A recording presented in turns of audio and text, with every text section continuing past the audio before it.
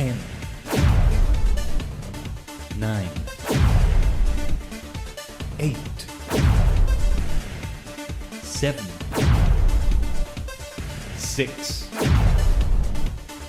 5, 4, 3, 2, 1. Complete.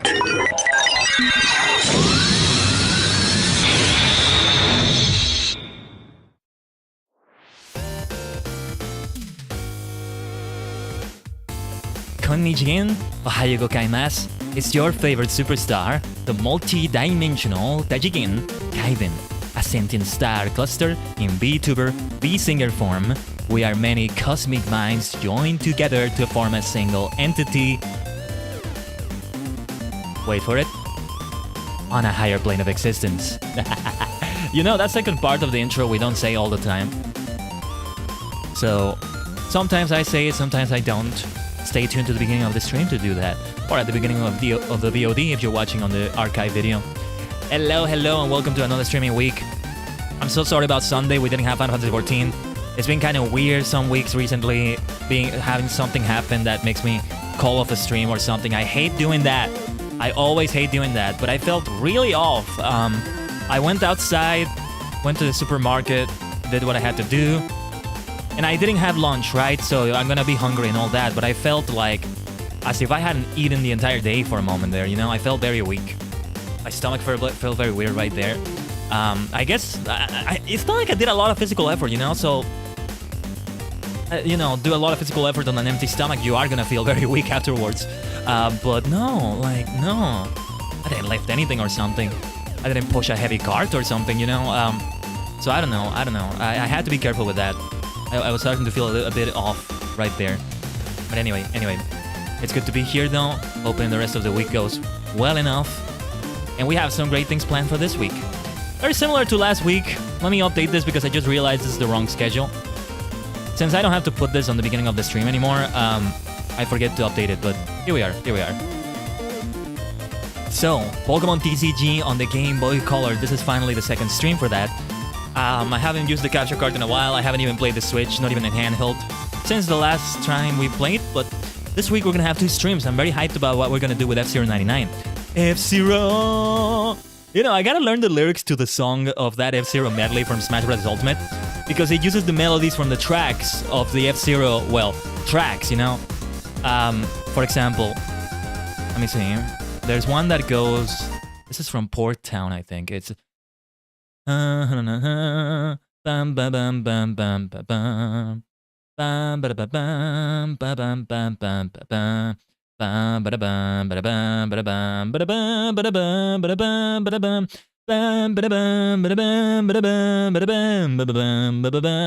it has lyrics. Once more, the burning horizon, something like that. So it would be kind of fun to sing it while we're playing F-Zero 99. Of course, this is a nice time to remind you, I have a cover of an F-Zero song. Not that F-Zero medley, but the opening to the legendary F-Zero anime, which I think is 20 years old this year too, actually. Whoa, I should have taken a look at the anniversary. But yeah, The Meaning of Truth by Hero X. We have it right here. You know what? I didn't think about that. When in 2003 did it start? October 7? Dude, the anniversary was so recent. I figured it was like March or June. It was just a few weeks ago. Oh my gosh. Oh, I should have said something. But alright, I guess in honor of that we can still have F-Zero 99. No, I'm definitely gonna have to do some tweet or something acknowledging that. But you know what great milestones we can acknowledge, what great things to celebrate we can acknowledge. We have reached 2 great milestones today, or at least one of them happened when I was asleep, or it happened yesterday. I can't always take a look at my views on YouTube, but we finally achieved 1,000 views on the Justifies cover, and it's been yeah, it hasn't been a year yet since we published it. It was last December, and I'm very happy that we got to that point. Justifies, very important song because the 20th anniversary of Commander Advice is coming. They might have a whole new song by Isa. That's probably what they're gonna have. I don't know if they've announced what song they're gonna have, probably for the ending credits or something. Or it's gonna be another version of Justified by Isa. 20th anniversary version, it would be great. Isa is definitely gonna be involved, you know? They're definitely gonna be involved. I should say. The last time we saw him was in 2019 on the Geo movie. So it hasn't even been that long since he was last involved with Kamen Rider. He's definitely gonna be there. And, you know, I probably will retweet it or say something when the 20th anniversary movie comes out. What was the release date? February? I don't remember. Let me take a look at this release date as well. Paradise Regained. Oh, I love the name of that movie. What is this gonna mean, right? February 2, yeah, that's the theatrical version. This is interesting. There's a DVD and Blu-ray. There's 2 releases. One on the 29th of May next year, called a special edition. And then on the 13th of September, it's a complete edition. What the blazes does that mean? And yeah, they have confirmed that Identifies is the name of the song. Oh my god. By Isa featuring MCAT. Yes, of course. Identifies, I love that.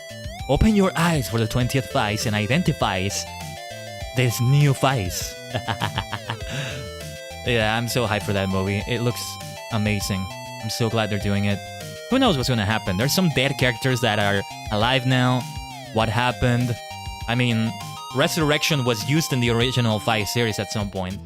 I'm just gonna say that. Not gonna say any more than that. So it's not completely far-fetched. Something like this can definitely happen. And then there have been, so here comes some spoilers about Kamen Rider, about Vice post-appearances, post-series appearances. So if you want to stop listening, skip ahead, like 5 minutes maybe, like, yeah, 5 minutes, or just mute for a little bit. So, Takumi is dead actually, and time was rewritten for a moment so that he was alive, and then the timeline was brought back to how it was, and everybody forgot about him, except maybe for Kaido Naoya, who is also going to be in this movie. He's the only survivor of the trio, actually. Yuji Kiba is probably gonna be also deceased here. He's actually passed away, so the way the last episode ended, you know, he probably would have died. We didn't see him in the credits at the end of the last episode, where they showed a lot of characters just going on with their lives somehow, and Kiba didn't show up there. Takumi did appear, I think. There's a moment he's looking at the sky, and that's the moment they said that he died, actually, and we didn't see it. It happened immediately after the episode ended, basically, off-screen. I don't remember. I think the episode ends with Takumi just, like, laying down in a grass next to a sidewalk, looking at the sky, and that's the moment he fades away, because apparently all the Orphanok did die at that moment. The Orphanok King did die, maybe. I don't know. We're gonna see what happens. How would the Orphanok King look right now? I wonder if they're gonna say it's the same child now as an adult, maybe even with the same actor, or if it's gonna be another child actor who says another child. Who knows? I don't remember much about the nature of the Orphanok King, but yeah. I don't know how much they're going to acknowledge the stuff that's happening in the post-series appearances of Vice, especially Kamen Rider Tyson, which was in 2014, and now we have 2024, where they sort of rewrote the way Kaisa died. Kind of. Depends on how you look at it, because it may just have been a flashback from Takumi just feeling the way... not really the way it happened, but the way he felt the death was. Like, he could have saved him, but anyway. And not the death of Kaisa, I should say the death of Kusaka. But yeah. But we achieved also 10,000 followers on the Kamen Rider Daily account. Wow. I don't know what to do at this point, you know? I need to... It's like, it's something that I need to keep linking to my content one way or another, right? Are we gonna have future Kamen Rider covers? I think so. Yeah, I think so. So, are we gonna have future Kamen Rider content? I'm pretty sure we will. So it will be linked right there. Like, it's something I can retweet, right? Trying to do it the way I did it before probably doesn't work. Of course, if I can have the advice of somebody who knows these things better, I will. As soon as I can, when the day comes, I'm just gonna get myself a manager. I'm just telling you that as soon as I can. That being said though, there was this great person that gave me some nice advice the other day on Twitter, and I think I'm gonna take it to heart and see what I can do to begin following that advice. Perhaps I'm gonna give myself some time and wait and keep setting it up until the end of the year, and then we can start 2024 as a new era following that advice, and it's gonna be a change to my content. Now, another thing I didn't say about the schedule, speaking of changes to the content, it may not be related to that change. This may be a change that later gets changed also. So we have Final Fantasy Friday this Friday. We have World of Final Fantasy 14. We're back to a longer World of Final Fantasy stream, unless something happens and all that, right? We're gonna do Ether Current quests, but I don't know how long they're gonna take. So if we have any extra time, you're all very welcome to join me in roulettes or, you know, anything we might do. I have been thinking it's time to return to, what was it called? The Palace of the Dead? I think it's that one. And do treasure hunting, unlock that. There have been some people I can do that with off stream, but if we can do it on stream, maybe. I don't think there's gonna be any need for that. The roulettes are gonna be enough time on their own. And even if we run out of roulettes, we have Gold Saucer. Oh yeah, by the way, the Fall Guys stuff is coming soon. But yeah, we have Gold Saucer and well, other things we can do. But you're all very welcome to join me, and I might even open voice chat. See, I think I'm gonna change Fridays to something new now. Especially if I'm gonna have Pokemon Violet overtake World of Final Fantasy after we finish it. Or even TCG if we're still on it. It's a hard game. It's a hard game, so it may take a while. I chose the water deck to start with, and apparently that's not the right choice. I should have chosen the fire deck. It's kind of like when you choose, you know, ironically, when you choose a fire starter in the Gen 1 games, it's very hard on the first gym against Brock. Because you don't have anybody that can deal super effective damage, and most, if not all, of the Pokemon you have might take super effective damage, you know? I don't remember if Brock had any ground moves, but if you have the female or male Nidoran, it doesn't matter which one, you can receive super effective damage from ground. If you have a bog Pokemon, it's super effective from rock, and Charmander gets super effective damage from rock. I think one of the Nidorans can learn Double Kick, which is a fighting move though, and that's super effective against rock. And then after that, they just changed it in Generation 3. Charmander can learn Metal Claw, or I think it was Charmeleon, I don't remember. Or you had to wait to not, you know, you prevent the evolution into Charmeleon to get Metal Claw, but the option is there. And then Generation 7, when Let's Go Pikachu Eevee, just gives you a Bulbasaur in Viridian Forest. You have what you need to defeat Brock right there. So it's not as harsh as that Pokemon TCG even in Generation 1, but yeah, you know, I'm gonna try my best. We were able to win most of the duels we had. I am going to put a record, by the way. I did write down a record and I have it on a document, so I should probably reference that document for what we're gonna do. I would like to do that in future games. It would be kind of fun to do that in Pokemon Violet. How many battles did we have? The complete amount of battles. I mean, since it's mostly gonna be single player, and that's gonna be important for what I'm about to talk about Fridays. It's probably just gonna be the amount of battles you can have, because I'm just gonna battle every possible opponent. Are we gonna do multiplayer against other players? Maybe at some point, but I'm not going to train the Pokemon on screen. It's a lot of grinding to get the Pokemon, you know, to breed the Pokemon with the right nature, and it's a lot of EV, IV training. I don't remember which is which. EVs, IVs. I think IVs are the ones that you don't train for, and EVs are the ones you train for. I don't remember, but yeah. I have to train 6 Pokemon like that, and it's not gonna be the Pokemon I have in my party for the single player side of things, because, you know, they're gonna get other EVs or IVs from the Pokemon we beat. It's really hard to manipulate that. Or I might use money to buy proteins and carbos and you know, items like that. But I would love to have some battles on stream. I would choose some of my favorite Pokemon from the region. At this point, it seems like most fully evolved Pokemon from Scarlet and Violet are able to do just fine online. Any Pokemon I don't have in my main party, I might have for this, you know? I feel like I'm gonna have a Cerulege, but if I go, I'm probably gonna go for Quaxley. So I'm not gonna go for a Palafin because I don't want to repeat the water type. And I want to have Cerulege and Low Kicks on my teams, but I'm probably gonna have them online as well. But you know what Pokemon I'm gonna have online as well? It's right here. Or rather, it's gonna be Polteageist because it has to be fully evolved. Unless there's a Little Cup or something like that. That would be fun to play. What was I gonna say? Or I might have actually Sinistcha, the new matcha variant of that. I actually put that Pokemon in the thumbnail. And yeah, like that's the fully evolved version actually. It's not Polteageist, it's Sinistcha in this case. But the change we're gonna have on Fridays that I want to do now is to have a single player experience on YouTube on the first half of the day, and then the second half is a multiplayer experience. You either play with me as a viewer, or I do a collab, or both. So it may not be Final Fantasy XIV only anymore. Fall Guys is a thing we may do. Of course, it becomes more complicated now. When do I play Final Fantasy XIV is the question, right? If I'm not gonna play it on Friday. And then Thursday I have something like Pokemon TCG. Eventually, we're gonna finish the Pokemon TCG and it's gonna be replaced by Violet, and you could say World of Final Fantasy Spot and Pokemon TCG Spot are gonna merge. So I'll be able to have more time for FF14. I feel like we may not do a Tuesday talk every Tuesday anymore anyway. So that's another thing to keep in mind. Let me drink some water first. I did just have a cup of Earl Grey right before the stream.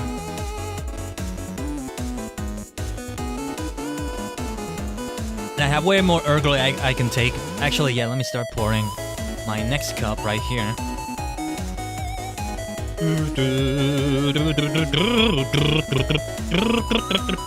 Anyway. That's the plan for Fridays. And it may change the game. Of course, the things I'm thinking for my content right now and the dilemmas I'm facing and the crossroads I'm at when it comes to creating certain content, well, big decisions are going to be taken, and 2024 might be the start of a new era. It's already been the start of a new era with my new self, right? Now that's going to be the next step in that new era then. It's not going to be... Yeah, it's not going to be a new era. It's going to be the next step in a new era, if you will. That's the way we're going to do it. So... stay tuned, you know? At least the most likely scenario is that for the rest of the year we continue as we have been. The same content as usual. So, yeah. This is the longest time consecutively I've ever created content, you know? If we reach the end of the year, and even if we don't, it's already been there. Starting VTubing mid-2021. It was July, yeah. It was already the beginning of the second half. We will reach 2.5 years of content creation. Mostly live streaming, right? But there are other things. It's going to be my longest period yet. You know, Kamen Rider Daily. 10,000 plus followers now, right? That same year is the year I changed it to be... It was another account. The first thing I did with that account was to dedicate it only to Kamen Rider Transformations. And we reached, right at the moment I changed it to Kamen Rider Daily, we had 600 plus followers. And already by the end of next month, after I made it Kamen Rider Daily, actually it's gonna be the second anniversary on October 30th. Yeah, it was one day before Halloween, so... Yeah, here we are with the big milestones, right? And anniversaries and all that.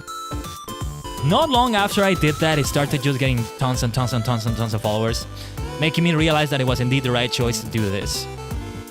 I am just very happy that it has reached that degree of notoriety. I don't know why I picked that word, notoriety. That sounds like it's a criminal or something. No.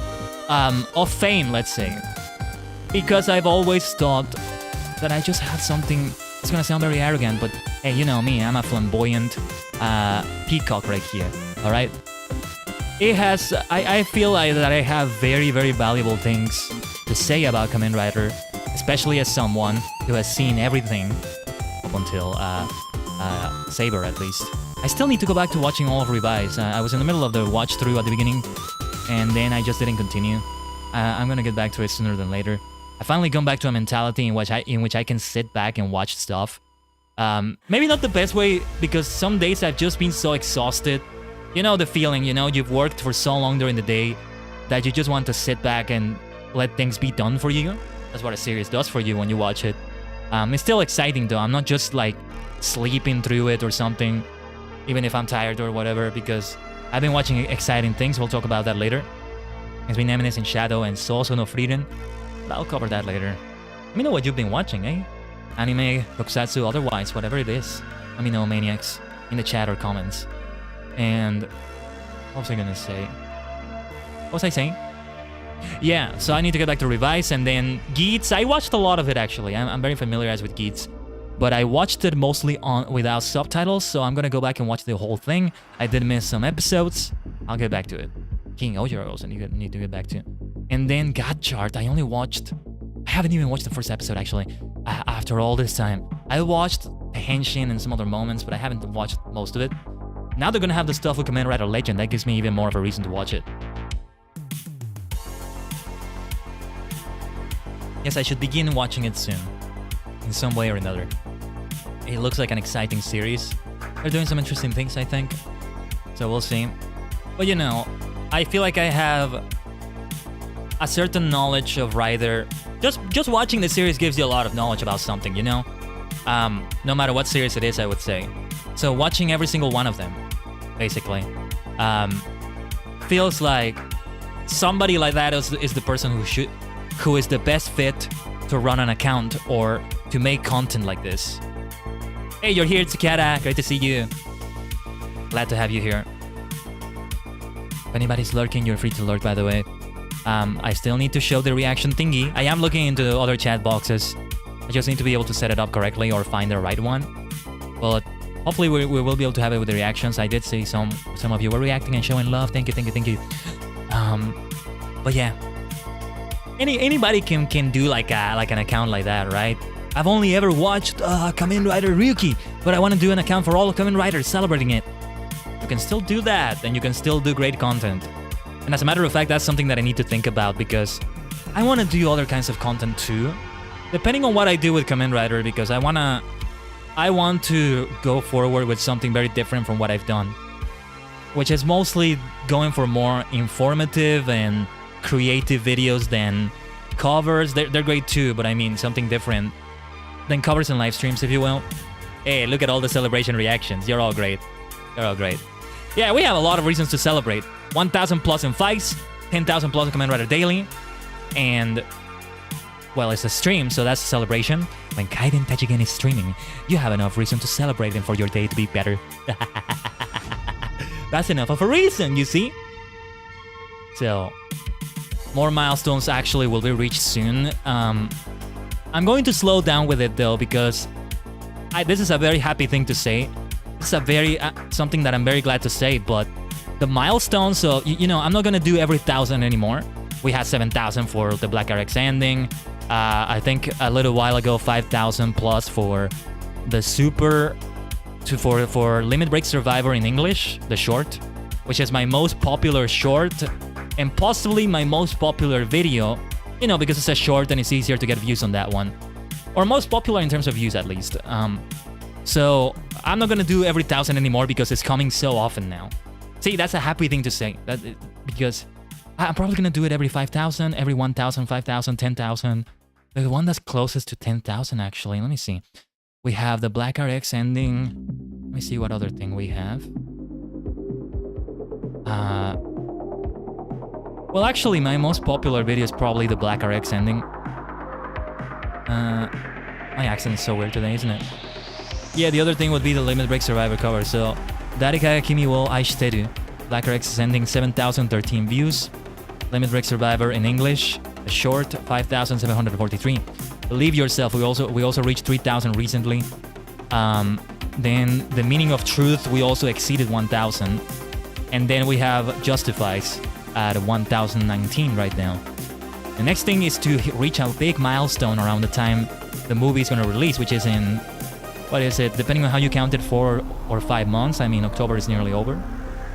Happy Halloween, October's over. Yeah, that's the thing from Halloween, my favorite band of all time. Oh man, this reminds me of my recent return to Civilization. Sid Meier's Civilization, I mean.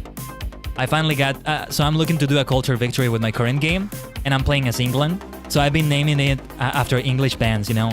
You do rock bands as a thing that spreads your culture because they tour in other countries. So I've been naming all my rock bands, you know, Iron Maiden, Deep Purple, Magnum. These are all English bands. So it's a lot of fun. It's my first time playing as England in Civilization 6. But what have I done to myself, man? It's taken so much time. So much time. But yeah, there was a train of thought I wasn't talking about. Did I say Iron Maiden? Of course. Run to the hills. Run for your life. One of my favorite songs from them. I don't know if it's my favorite though, but it's a good one. And they're from England, you know. I also had the Beatles, and I actually may have created them in Liverpool, because one of my towns is called, one of my cities is called Liverpool. Usually they're named after an English city, you know, after a city from the country. Even people that mod the games pay that attention to detail. And well, you could rename them to whatever you want, but I rarely ever do that. I want to rename them maybe after a town from an England, from another dimension, you know, from a fictional setting, quote unquote fictional, and or from some town that I really like, some city that I really like that is not showing up in the town names because I didn't create enough. I should stop saying towns. They're not towns, they're cities, because I didn't create enough cities, you know. And I also have a couple of cities from Burma. So I also had Burma in the game, which is a modded civilization. One of the few modded civilizations to actually have voice lines and animations for the leader, which is amazing. That's courtesy of Sukritect, one of the greatest modders for Civilization 5 and Civilization 6. And I actually had to defeat them. I took over their 2 cities in the ancient era because the leader has an agenda in which he doesn't like it if you don't take over another person's city, and you have cities near him. So he would have declared war on me at some point, and it would have been bad. So I had a nice advantage because I was able to borrow a lot of new units from city-states because of a hero. And I just took a massive army and took his 2 cities. I got a lot of grievances at first, but eventually the world was able to move on from that. And now I'm in a good place for a cultural victory. So yeah, that's what I've been up to in Civilization 6. I've been playing it so much. The good thing about it is that you can multitask while you wait for the turns to process, which I do, but you know, I still spend a lot of time in it. But damn it, I love those games too much. Civ 5 and Civ 6. I'm gonna play the others eventually. I did play Civ 4 once, but I couldn't figure out what the hell I was doing. I could barely win that one game with a science victory. I'm also been obsessing over Pokemon a little bit. You know, there's this great channel, Mixelis, who creates like a compilation of battles and things and scenes in Pokemon. Like all gym leaders from Red, Blue, and Green, Yellow, for example, something like that. And also, oh my gosh, N's theme from Black and White. I probably heard it at some point before, but I never, you know, I haven't played the Gen 5 games, even though I think it's my favorite gen. So I heard the themes, you know, the first one and the one he has in the final battle in Black and White. And I was like, this is my jam so much. It encapsulates his mystery and his whole, I have this knowledge of the universe that's beyond any normal human vibe so well. You know, that beginning part that goes,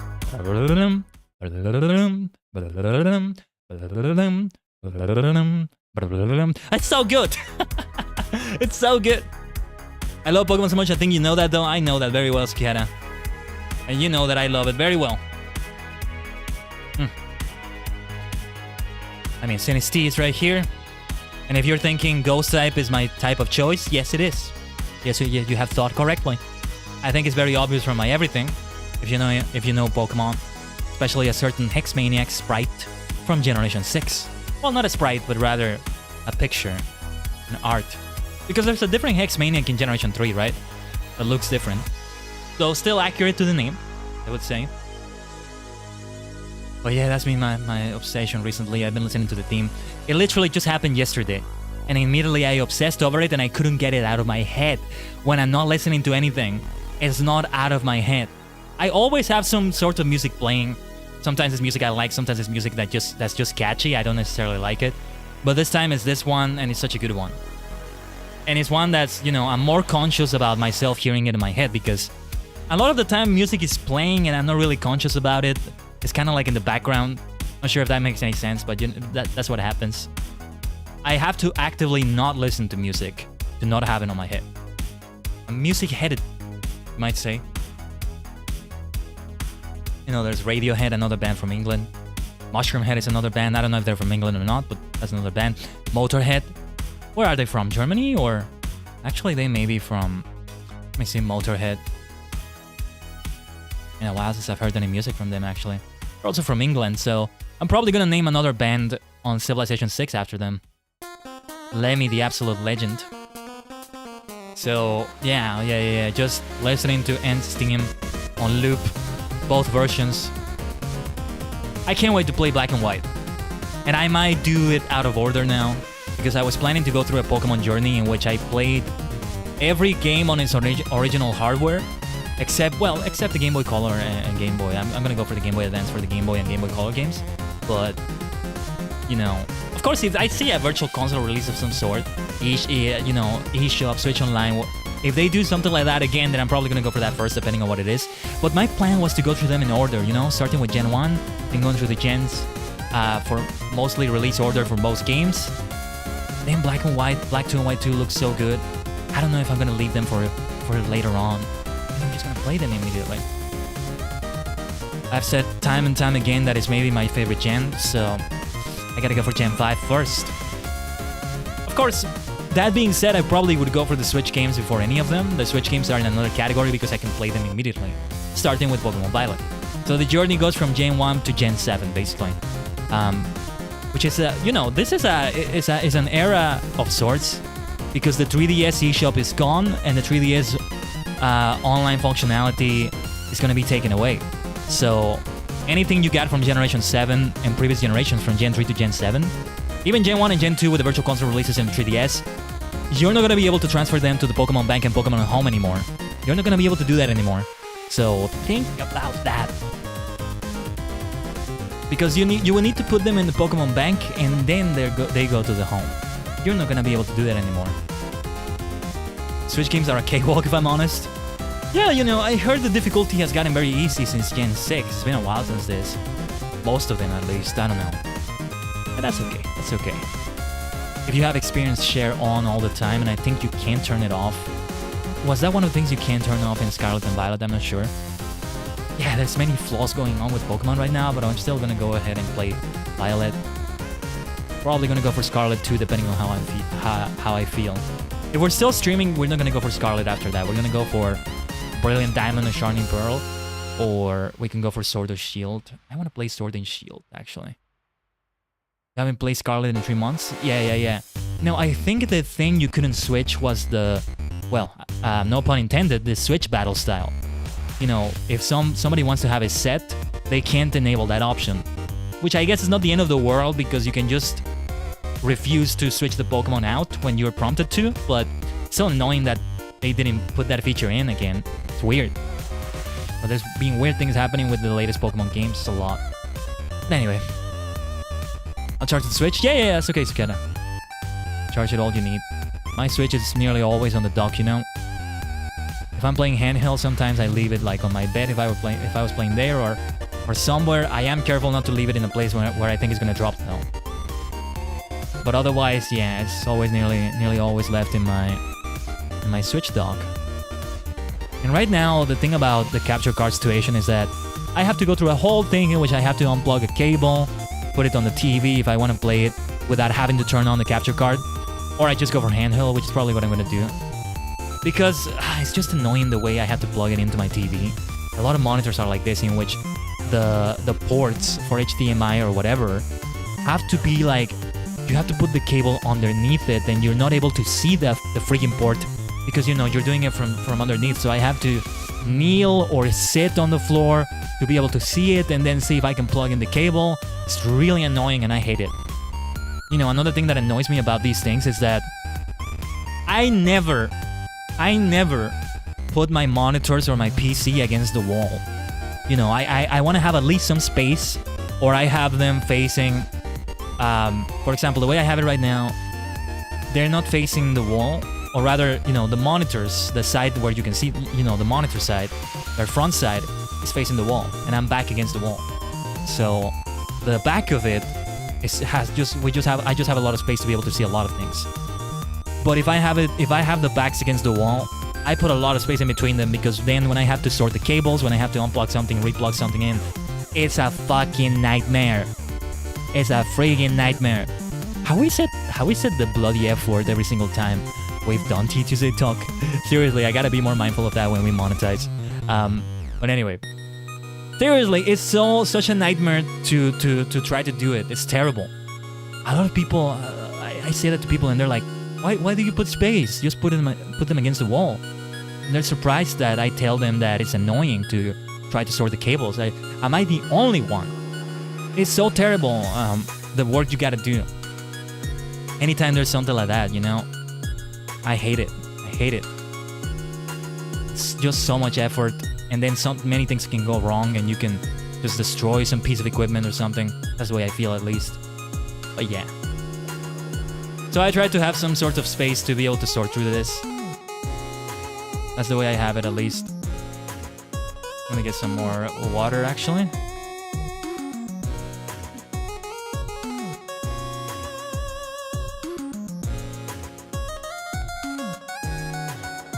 Right now, I haven't given as much time to Death into Life by Olaf Stapledon, which I was rereading. I think it has been 10 years since I first read that book. A lot of it was new to me, or not new to me, sorry. I didn't remember at all. So it's been a while. There's another book, Darkness and the Light. I think the last time I read that was 2016, and that was the second time I read it. 2013, I read both Darkness and the Light and Death into Life. 2011 was the year I discovered Olaf Stapledon, and I read Last and First Man and Star Maker, and then my life just changed. After I finished Death into Life, though, which is worth rereading like this, I am finally going to go for volumes 14 and 15 of the Overlord light novels. I've been rewatching a lot of Overlord clips. I've been obsessed with Hollow Hunger, which I did watch Overlord last year, season 4 and all that, and the ending was great, the opening theme was great, but I guess I didn't obsess over it as I usually do. I just have mixed feelings overall about the author finishing the series with the 18th book or so. The series is gonna finish soon, so I feel like they're gonna do a 5th season of Overlord, and that's gonna be the final season, and they might do another movie for more plot, because some of the plot we should have seen in season 4, they took that away and they put it in a movie instead. So they kind of had to change the plot because it happened before the whole war on the kingdom happened in the second half of season 4. So yeah, they made it work, I think. They made it work well enough. This is a nice way to approach it, I guess, but I still hate the fact that they're so obsessed with keeping it to 13 episodes that they just cut out so much content and they change things in such a way. That's probably something that didn't get me hyped up, but the things that are good about the anime are so good that I don't even remember the bad things a lot of the time. So yeah, I've finally been back in a good place in which I can just sit and watch things and not feel that need to play it like a video game or do something with my hands or something like that, And because of that, I finally went back to Kage no Jitsu Ryokusha ni Naritakute, also known as Eminence in Shadow, the Eminence in Shadow, and guess what? Right before the stream today, I finished the first season at last. All 20 episodes. I have been just binge watching the heck out of it. And there's 3 episodes for the second season now. There may be another 4th episode by the time I finish the 3rd episode. I don't know when it comes out. Let me see. There was this page where you could see the anime of fall 2023, and it would tell you the release date. Yeah, for example, Spy Family Season 2, October 7th, so it releases every Saturday. There's some interesting things going on. Spy Family, Goblin Slayer 2. There's some big things going on. And I also picked up this anime called Sousou no Frieren, also known as Frieren Beyond Journey's End. And it started on 29 September. That was Sunday, so next Sunday another episode. I'm only on episode 3 right now, and they have like 7 or 8 episodes, so looking forward to what I'm gonna see next. Kage no Jitsu Ryokusha ni Naritakute second season, though, was on the 4th of October. Yeah, we're gonna get a new episode tomorrow because it's a Wednesday. So I might just watch these 3 episodes today, and then tomorrow I'll have another episode. And then it's gonna be a weekly thing for me, but it's gonna be fun. Last year I also picked up around this time other anime that I'm gonna have to get back to. Shinobi no Itoki, Mushikaburi Hime, also known as Bibliophile Princess, and Management of a Novice Alchemist. They're great. I have to say something here. I've said before that I usually don't watch anime because they're anime. Because anime is fine. I love the style of it. It's great to look at, but that's not enough to make me watch something just because it has that style. So, if anything is live action, anime, cartoon, it doesn't matter. Although if it's something that's not nice to look at visually, I don't look at it. I probably don't watch it as much. But that's rare. That's rare for that. It's rare for that to happen. Though I can think of several examples of an art style that doesn't look nice to me, so I don't watch it. And none of them are anime. I'm thinking of some cartoons. But anyway, I think that's changing, though. I think that mentality is changing. I think at long bloody last I've gone into that anime fanboy mode. Mostly this has been the case because of recent anime look. Because of the way recent anime look. And I'm using anime in plural right there. Just the last 5 years or even the last 10 years or so, the visual style of anime has reached a point in which I'm just so stunned by it. Especially stuff like sci-fi or fantasy, the way they do spells, the way they do technology, cybernetic things. No matter the production value, it's just such a pleasing thing to look at visually. So I think I've reached that point in which I want to pick up several anime from a season or something. And the thing about this is that it's also going retroactively. It's making me appreciate other art styles from before. It's not that I didn't like them, they just didn't catch my attention just alone. I needed to be interested in the premise or the franchise or both to watch a certain anime, right? But now, man, that finally happened. The anime boy is finally fulfilling his destiny as the anime boy he is, right? That's the funny thing about VTubers, that, well, there's all sorts of VTubers. The most known and maybe the most frequent type is my type, which is an anime look. Anime style VTubers. There's cartoon VTubers, there's more kind of realistic VTubers, there's 3D sort of realistic VTubers, all sorts of things, right? But it has this expectation that every single one of us is into anime, and I was not. But now, well, that's the thing, was is the key word, because I think at last, I am an anime boy that likes anime. So hopefully, you know, in a future debut stream, Live 2D debut, because I'm still saving that for my Live 2D self. I'm gonna tell you a long list of my favorite anime. So that's how it's gonna be. Probably gonna do a list of favorite anime and manga. So for the manga, we're gonna have Kamen Rider Spirits, because I haven't read a lot of manga right now. That's what I was talking about. Is the thing that I was talking about with anime, and because I don't think I have a good way to read vertical comics. Well, you know, comic books and manga. I need to get a tablet or something. I really do. But you know what I used to do? This monitor I have as my central monitor, I used to have it as a vertical monitor. Not because of comic books or manga, but whenever I read something like a comic book, I would have it on that monitor because it looks so good. I'm probably gonna have it again, because this monitor, this is the Dell P2419H. You can flip it vertically. I eventually want to get myself another copy. I'm gonna replace my TV screen, and one of the two, either the one I have right now or the new one, is gonna be vertical. So, you know, some things are gonna look different. I'm probably gonna have my VTuber software in it, so I'm gonna have to readjust a lot of screens. Like, you're probably gonna see, I'm probably gonna have to readjust it because it's gonna be like this.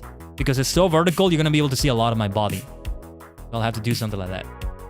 You know, I really feel like I should zoom myself out in a lot of streams because I want to show my belt, my Kamen Rider belt. But I prefer this screen when I'm more zoomed in. Yeah, I think I'm more zoomed in than before, but that looks nice. And have the stars up there just kind of get on my hair, because then it looks like star decorations in my hair.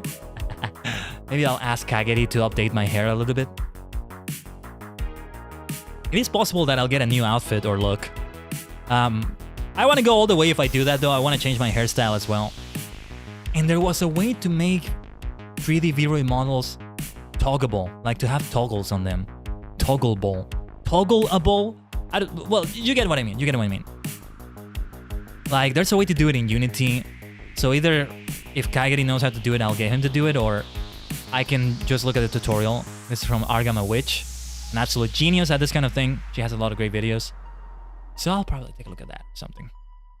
Because Live 2D is the one that can do that great, well, but not so much in this style.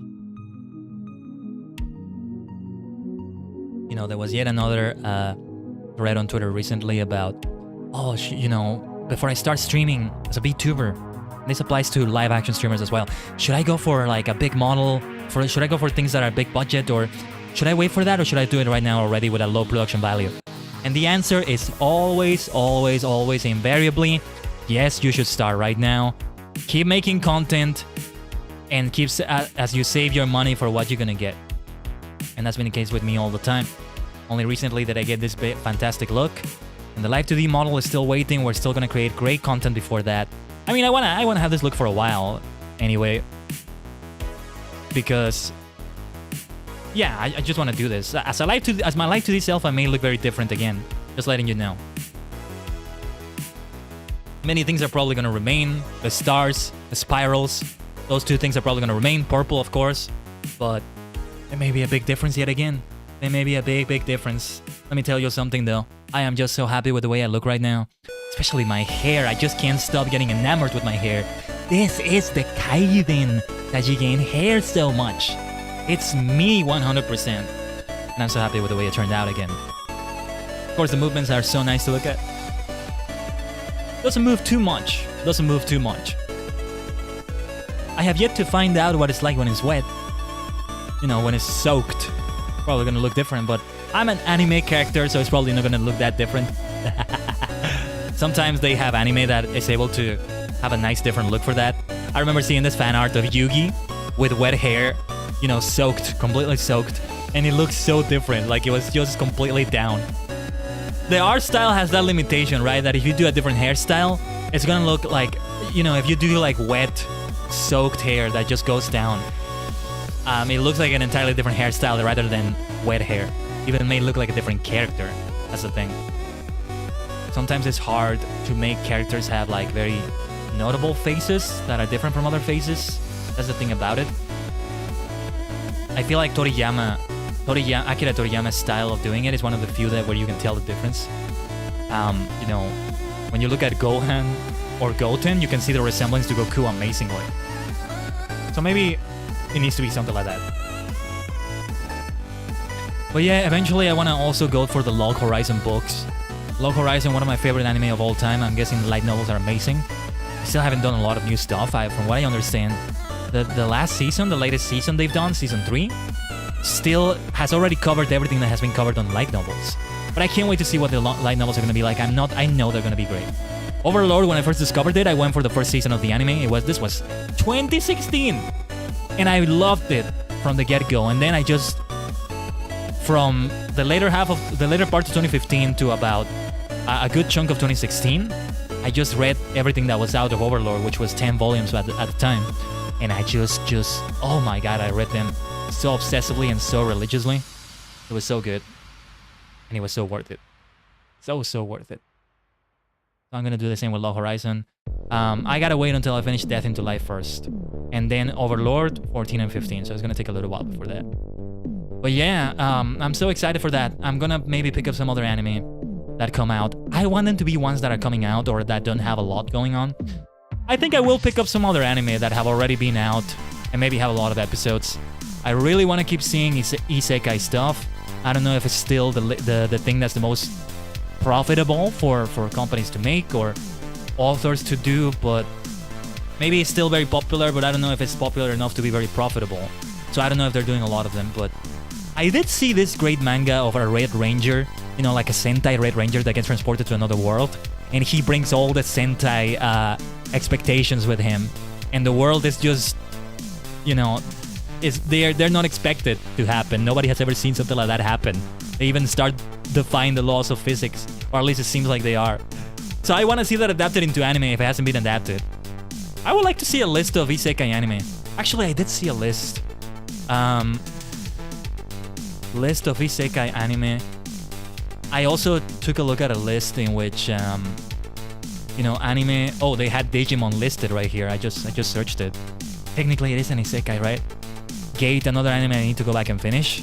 Although I already know what happens. I already spoiled myself, but it's worth finishing because I looked for more MMORPG feel anime because I was remembering Log Horizon, I was remembering Overlord, and the things that the people that got isekai brought over because they played an MMO or a video game like that. Sword Art Online doesn't interest me. That's one that's mentioned a lot, but the premise doesn't seem like as interesting, as fun to me as the other premises.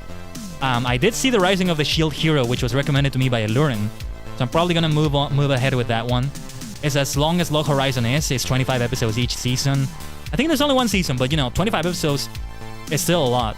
We're talking about, if we make every episode rounded up to 30 minutes, that's 12 and a half hours, a little bit less than that, a little bit fewer than that. I'm definitely gonna take a look at it. There's quite a few of them. But I'm not interested in something just because it's isekai though. I want, even right now with my thing in which I want to watch anime because they're anime now, I still want to have a premise that interests me rather than something that may not interest me as much. So I'm still not gonna necessarily just watch the latest popular anime, right? A while ago I started watching, what was the name of it? My Dress Up Darling was the name they gave it in English, right? Something like that, right? I started watching it and it was interesting, but I wasn't interested enough to finish it. So I took a look at the spoilers for what happened later, at the synopsis, a few scenes, and I'm not gonna go back to it. I don't think I'm gonna watch the whole thing. It's a very beautiful anime with the kind of style they used in some of the scenes. No, the one that really interested me on that genre, and that's because they involved MMORPGs and video games, was Yamada Kunto Reberu Level 999 Koi wo Suru. Sorry if I said the name wrong, but yeah, that one. So yeah, there's many isekai anime. There's the one, that time I got reincarnated as a slime. I'm not sure if I'm interested in that one. Mushoku Tensei, I need to read more about what that is. Then the one where somebody's reborn as a sword. Saga of Tanya the Evil, I'm 50-50 on how I feel about that one. I'm either very interested in it or I'm not. And the thing that also makes it very approachable is that it's only 13 episodes. So as much as I hate how much they try to squeeze things to fit 13 episodes in Overlord, I do admit that that is very approachable when you see that it's not a lot of episodes. And well, it's very epic then when you have a season be a season, right? Like the seasons, winter, fall, which last around 3 months or so. Ascendance of a Bookworm. No Game, No Life. I actually watched that one, but I haven't watched the last 2 episodes of that. It's a shame they haven't done another season. I hope they do that. It does get a little bit ecchi, and that's ecchi, hentai-like, but it's, Eminence in Shadow also does a lot of like fan service kind of shots like that, but I really don't care. I'm looking at that and I'm thinking of other things when I'm watching. I'm thinking of like the plans that Shadow has or something. So yeah, do all your fan service. I'm still interested because of the plot. Oh, there's a Saga of Tanya the Evil movie. Okay. Ascendance of a Bookworm. What is that anime about? Let me take a look at that. Abbott, bookworm, and college student Motosu Urano Motosu ends up dying in an unforeseen accident. Are we gonna have Truck-kun on that? This came right after the news that she would finally be able to work as a librarian like she had always dreamed of. Man, I think I would love being a librarian, but I don't know if I can get the education for that. When she regained consciousness, she was reborn as Mine, or Mine, the daughter of a poor soldier. She was in the town of Ehrenfest, which had a harsh class system. But as long as she had books, she didn't really need anything else. However, books were scarce and belonged only to the nobles. But that doesn't stop her, so she makes a decision. If there aren't any books, I'll just create some. Interesting. That sucks, though, that she couldn't fulfill the dream on her original world. Oh yeah, Gate from 2016 is being added. Yeah. Wait, why do I see 2 versions of Gate? Which one did I see? Wait. The 2016 one I saw. Is it a different one? I think it's a different one. Maybe it's the 2nd season or something. I need to go back and see that. But yeah, I'm not sure. Gate, JSDF, that's the anime I'm talking about, not Steins Gate or something like that. So yeah.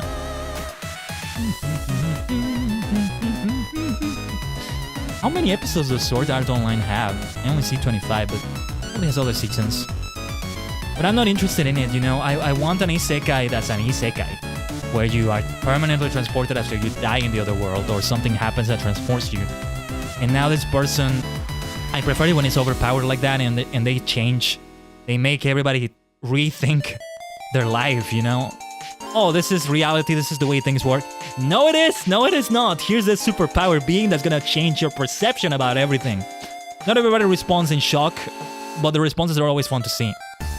To be honest, I wish you could trade in the main Switch and stuff for an OLED one. That would be nice. The price of the OLED from what I've seen is not that high though. I mean, it's about the same price in which of the regular Switch. You loved Sword Art Online when you were younger? Yeah, that's great though. I know a lot of people love it, and that's fantastic.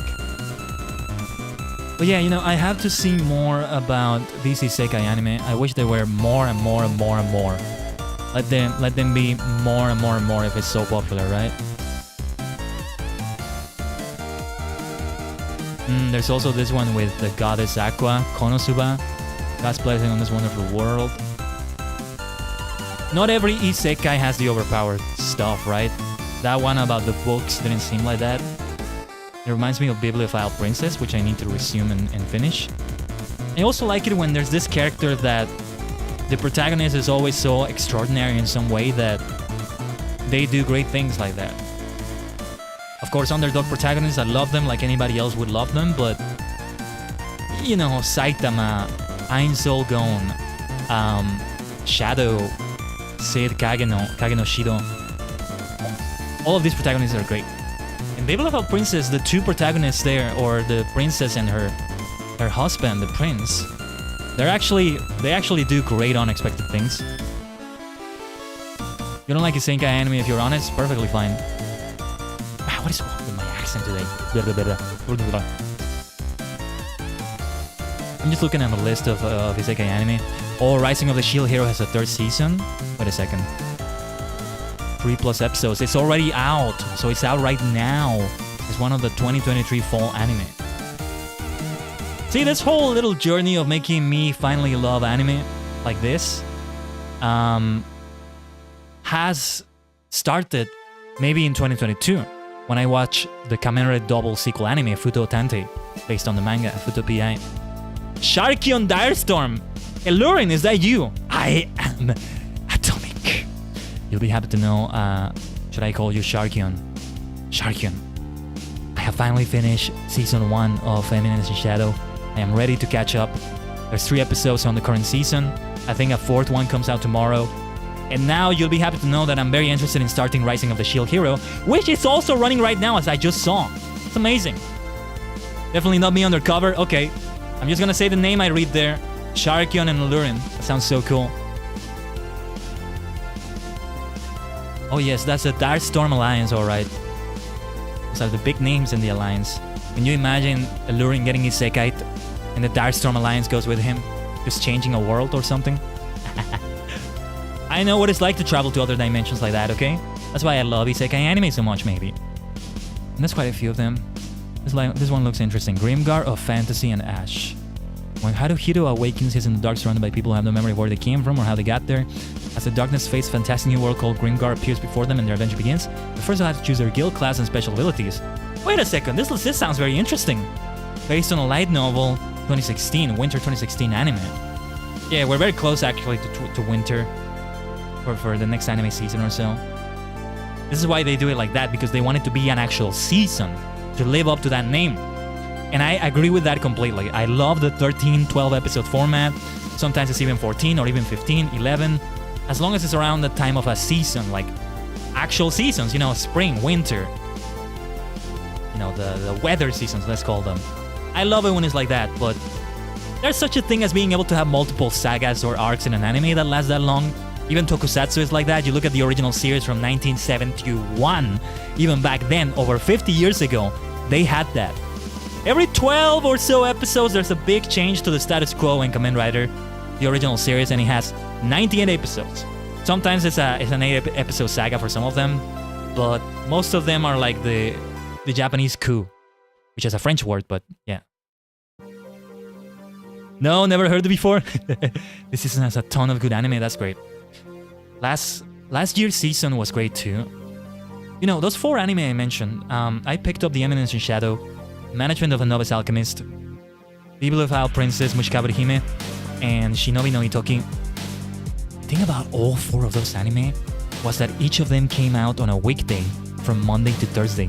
Monday was Management of a Novice Alchemist, Tuesday was Shinobi no Itoki, Wednesday, yeah, much like season 2, it was Eminence in Shadow, and Thursday was Bibliophile Princess. And what I liked about that was that they carried me through the grind on the weekdays, you know? But then it was too much to keep up with. So I'm gonna be a bit more careful about how I pick up anime this time. But I would love to have something like that. So if an anime has Sunday or Saturday, I'm not gonna favor it as much as one that comes out on the weekdays, because then it's more exciting. Yeah, Overlord before that on the summer 2022 season, I think it was on a Tuesday, I think. So, yeah. Futo Tante was on a Sunday, but that's a Kamen Rider anime, so it has a special place beyond all other dimensions. So yeah. Shield Hero Season 3, Goblin Slayer Season 2, Deadmount Deathblade Part 2, Eminence Shadow Season 2, Freeren and ReZero Season 3. ReZero, that one. Yes, that one. But yeah, there's a lot of great stuff going on. I was very happy about watching something like Bibliophile Princess though. It's like when I watched all of Downton Abbey, you know? Going for something that's beyond the genres I usually look at, but I am so open to a lot of things. I love Downton Abbey. I watched everything. The 2 movies after that too. It's just something that has a special place in my heart. When it comes at the right time in your life and all that, making it a part of your life. You know, I would come back from... At the time in which I was watching Downton Abbey, I had a job that was like a few hours in the morning and then a few more hours in the afternoon. It was split like that, so I would come back home and I would watch an episode of that. And it was a nice feeling to it. It was a nice feeling to that. There's something to be said about that schedule, you know? 7 to 9 a.m., then you come back at around 6 p.m. Especially if it's a job you like, it can be really nice because then I exit at 9 a.m. Well, a physical job. Haven't had a physical job in a while. But, you know, I leave the building and I walk for a little bit before getting a taxi and going back home or something. That was a nice feeling. Going back at 9 a.m. to take a walk like that after a little bit of work, there was a nice feeling to that. Prince, an amazing anime, by the way. Highly recommend checking it out. I picked it up, Alurin. I just picked it up and I watched episode 3 today. If I'll have time, I'll watch something else. I mean, the later episodes. Holy cow, I love the premise. I love the premise and what's been going on with her and the stuff that... What was his name? Hamil? The Yusha, the hero. That priest guy, Heiter, was great. I want to see more of those flashbacks with all of them. The dwarf I haven't seen more of since the last appearance. That first episode is one of the most solid first episodes I've ever seen because I read the premise, right? I read the well, not the synopsis, which gives everything away, but you know, the plot summary, the one that teases that hypes up the series. And I already knew what was going to happen in the first episode, but they executed it so well, I was blown away. You want to see what happens after this. You know, they're at the end of the journey. You're seeing the end of it, and what happens after that? You want to see what happens after that. At least I do. These kinds of things, these kinds of premises, I just love them. Just asking the interesting questions. Yes, what happened to the heroes after they defeated the Demon King and brought peace to the world? I get the feeling some other villain is going to show up, which might suck, but there's a few people in the opening that look a bit suspicious. Let me see. ReZero starting life in another world. Subaru Natsuki, an ordinary high school student, is on his way home from the convenience store and we have himself transported to another world. Wait, did he get hit by a truck? Toraku-kun, as he's lost and confused in a new world where he doesn't even know left from right, the only person to reach out to him was a beautiful girl with silver hair. Determined to repair her somehow for saving him from his own despair, Subaru agrees to help the girl find something she's looking for.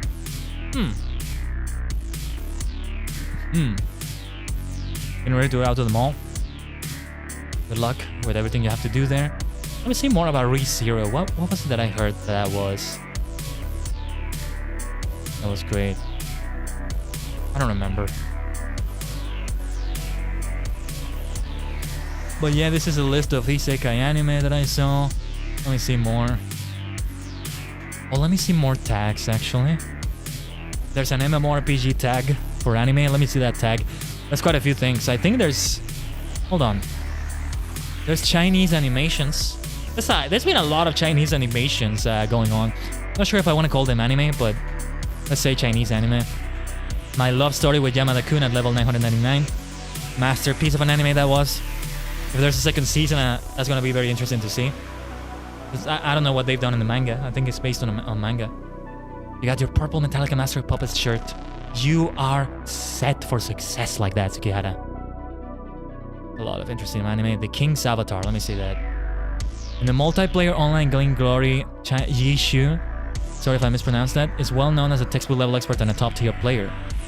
Due to a series of circumstances, as well as part of the team, after leaving the pro gaming scene, he resides at an internet cafe employed as one of the managers. When Glory launches the 10th server, he throws himself into the game once more. Equipped with 10 years of gaming experience, memories of the past, and an incomplete self-made weapon, his journey back to the top begins. After plotting and scheming who took away my glory, under the influence of the storm, my hopes will never be shattered. In his magnificence, the path will not be lost, for I will return. It's based on a web novel. That sounds super interesting. Though I think I'm gonna favor things in Japanese because I want to keep learning the language. Well, Sword Art Online is there. Recovery of an MMO junkie. Hold on.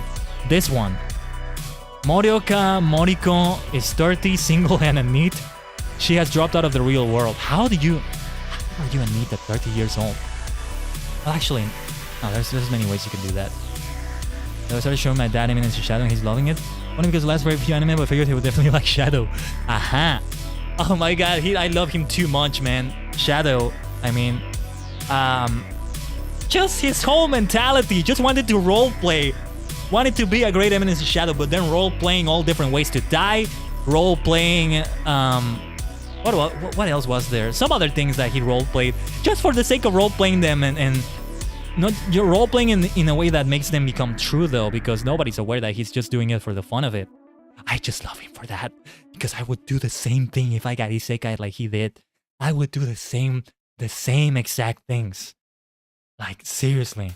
Finally, it's my opportunity to have this great fantasy battle and this fantasy dialogue. We'll do the same thing. So yeah, I'm all about him. Khaiden, I hope you can agree with me on this. Newer Metallica isn't as good at all as older Metallica. I can't agree nor disagree with you on that because I haven't heard Metallica that much. I hear most people say that though. Well, Master of Puppets is a great song. Sandman. Those are nice, but I haven't heard new Metallica as much. I guess what I have heard is maybe the old one. Those two songs I mentioned. I haven't heard it as much yet, so I can't say much about that. Just out to have fun and live his dreams while literally everyone else is taking everything extremely seriously and amazing. You know, I wonder... I already finished Season 1. I wonder if by this point he's already aware that there's actually a cult of Diabolos. A cult of Diablos. Because he was still thinking that everybody was pretending that it existed just to appease him, or... He doesn't pay attention to things a lot. He gives no fucks at all. Illurin, there's that scene, just the Giga Chat vibes that he has sometimes, even though he's trying to be a background character as Sid Kageno. That scene at the onsen, I was just... I lost my mind laughing at that one because that Giga Chat vibe, not giving any fucks at all. You know the scene I'm talking about. I'm not gonna say what it is. You'll know what I mean if you watch the series. It's all the Metallica, the good stuff. So I guess I haven't heard the new one. I have no idea what it's like. But wait, man, the moment I saw that, I knew this anime had just transcended. If it was A tier, it just became S tier. If it was S tier, it just became S++. Plus. I can't believe that, man. I can't believe that. I wonder though, because it's so funny. He does a lot of things that kind of don't make him be a background character anymore. So will he be able to stay as a background character? Maybe not. Anyway, let me keep reading the stuff for Recovery of an MMO Junkie. Morika Moriko is 30, single, and a NEET. She has dropped out of the real world, searching for a safe place. The place she ended up is the online world. In this online game, Moriko starts a new life as a handsome young man with silky hair named Hayashi. I'm already super interested in this. However, she's an obvious noob and ends up dying numerous times when a lovely girl named Lily lends her a helping hand. Meanwhile, IRL, she ends up having a shocking encounter with a mysterious handsome salaryman named Sakura Yuta. After meeting him, the real world starts to change and starts affecting her online world as well. Okay, it sounds like it's a romantic comedy, much like the Yamada-kun level 999 anime. I'm still interested though, there's great things going on here. It's literally broke every hot spring anime trope ever. Really? I don't know what the tropes are though, but yeah, it's a great scene. Yeah, I finished season 1. I finished like... Today I finished it. I just binge watched with some time I had today. The remaining episodes. I might watch the season 3 stuff later today. We'll see what time I have though. So yeah. Low Horizon recap. What is this? I see like a chibi Akatsuki here. A recap episodes covering episodes 1 through 6 of Low Horizon. Okay. I gotta hear your thoughts on that last episode. We can talk about it privately because I don't want to spoil it just in case, but let me see if I can say some things without spoilers. Iris though, I feel her, but man, she, the way she felt at the last episode there, yeah, girl, this, you don't stand a chance. You're not gonna, this is the best you're gonna get. This is what you get.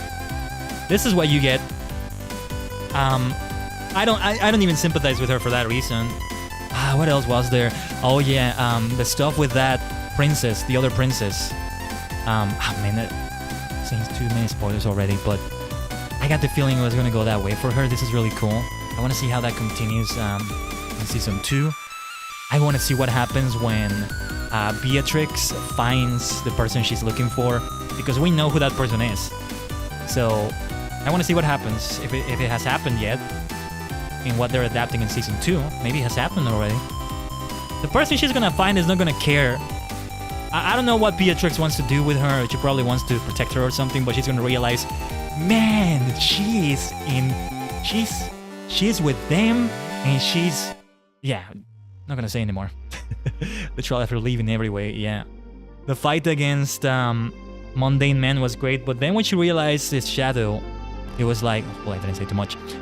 It's like, this anger, no, girl, you don't realize it. Everything you thought was the way it was is not the way it was. I feel like she's getting her humbling experiences.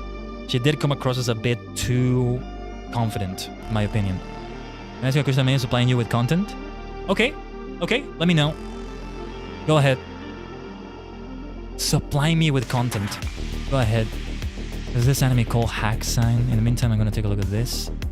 In a massive online world, people act only as well as their conscience demands. When one player's punishment is to be trapped in this world, a despaired group of people seek the answers why. Their motives are varied, their methods even more so. What stands between when we turn down the walls of reality?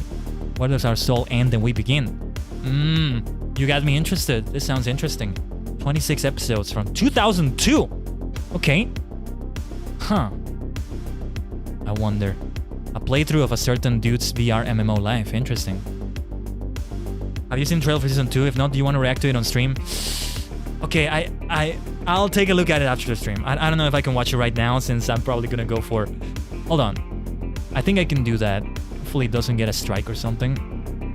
That's only what I'm worried about. It's a trailer, right? It should be okay, but... Let me see. Alright. Let me set it up. I think it's safe enough, because I would love to react to it. See, I wonder if I should really go into that reaction content scenario of... It's kind of hard to set up a watch-along stream like that. Trailers are usually fine. Give me a second. Let me search for it.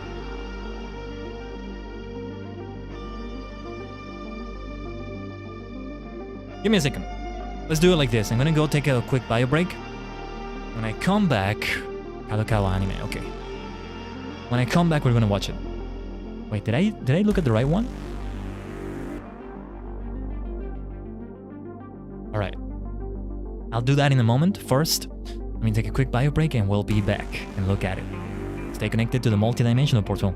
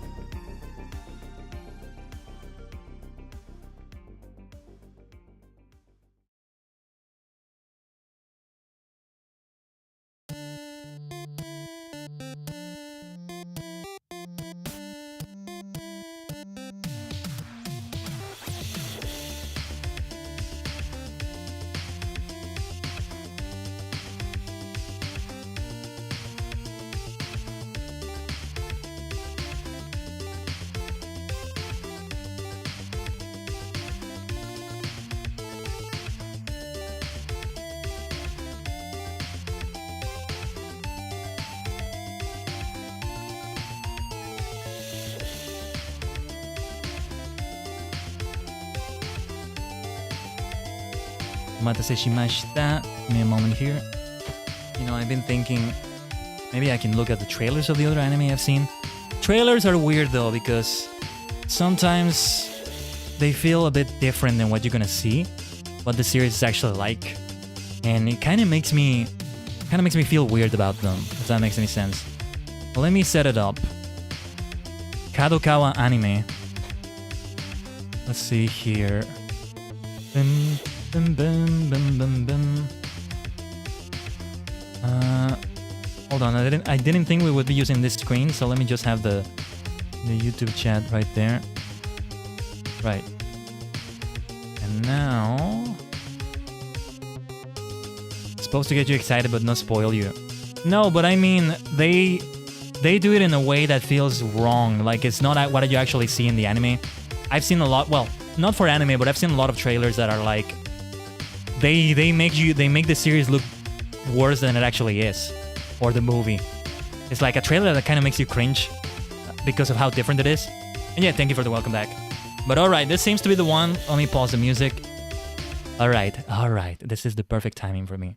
Now, anybody who hasn't seen The Eminence in Shadow and might be interested in it, you know, watch, skip ahead, or mute, or, you know, you stop watching, that's okay, because we might see spoilers for season 2. American Hollywood definitely does that. That might have been what I thought about. I remember the most infamous example, though, is the whole promotional campaign for... it's been over 10 years for this movie, but O's, they know, All Riders, Let's Go, Kamen Rider, which made it seem like it was a movie of all Kamen Riders throughout the entirety of it, but they only showed up at the end of it. And it was mostly O's, they know, and the first 2 riders. Rider 1 and Rider 2. But anyway. Yes, let's go! Let's see.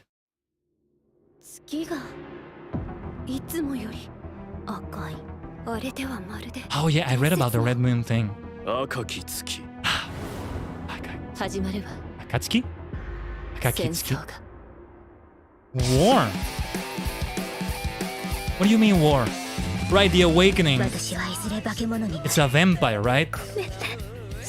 I read a little bit about this. Was that Iris? She's still trying so hard.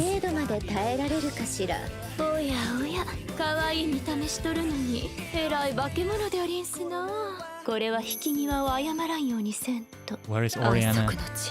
Oh, there she is. I think that's Rose, right? I think her hair got caught. Not sure. Grayscale Dominator by OT or OXT.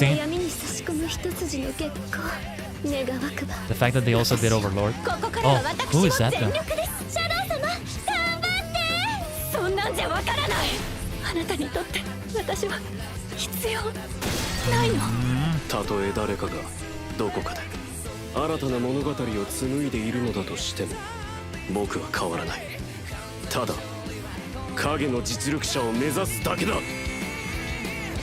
We're not seeing anything of Sid Kageno.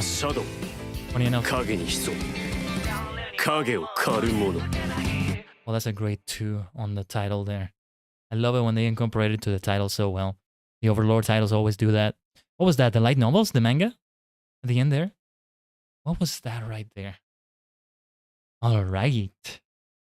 Well, yeah, it looks hype. Most of it was stuff I already knew about. Time for Shadow meets Castlevania. I see what you mean. There was that character. I kind of missed her for a moment. Let me take a look at that again. For 1 second.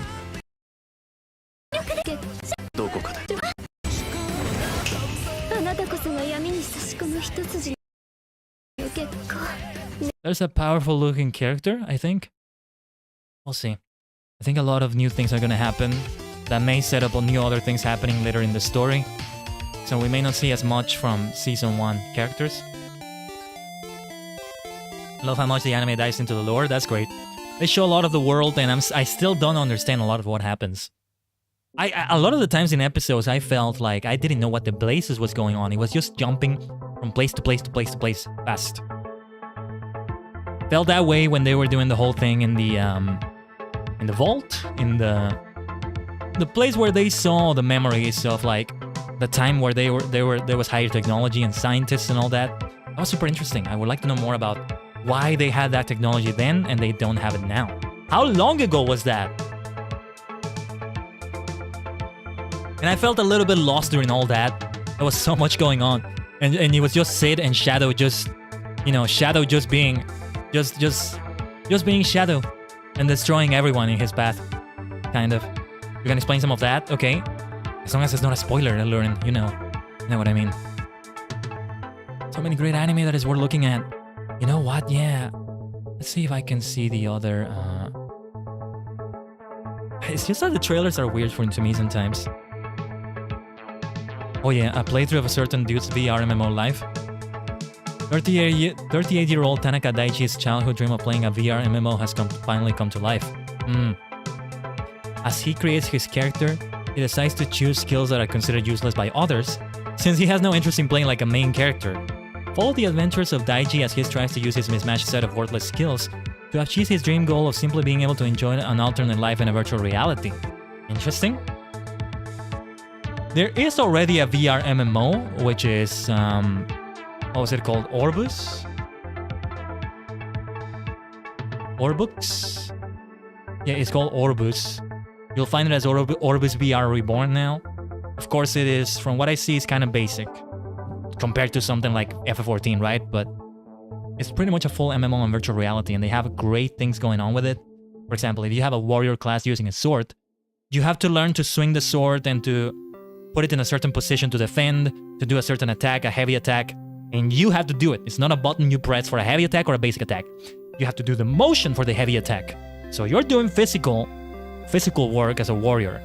If you're something like a mage, you gotta learn runes and memorize them to draw them with your wand or whatever you're using, your staff, and it will do that particular spell, or combination of spells with, I don't know if they have combination of runes, but you have to actually memorize them.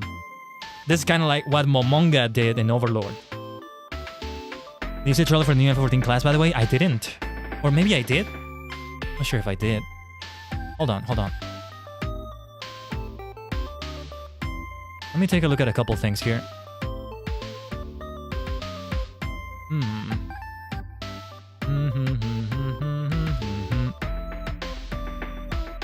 So the new FF14 class, was that Corsair? Yes it is. I don't think I saw that. The thing about that is that I felt there may be a spoiler, so I didn't want to see it maybe. Oh, Viper. I'm thinking, no, that's Lotro. Lotro is the one that has Corsair, isn't it? Okay. No, I remember now. Yeah, I remember now, because when I saw that, I was thinking, what does that have to do with Teenage Mutant Ninja Turtles, right? Because Yoshi P wore that shirt. If I were him, I would have worn the shirt of Randy Orton. Because he's the Viper, you know? I don't know if he's aware of any of that, but... You know, an RKO shirt or something like that. Okay, what does this have to do with TMNT, I wonder? This is a 1-minute trailer. Hold on. Let's watch this. Let me set it up, though. Whoa. Final Fantasy XIV Dawn Trail Viper new job. I don't think you're gonna pick it up though, because I think you had to have the Dawn Trail stuff unlocked, so I won't have it. I don't think I'll have it.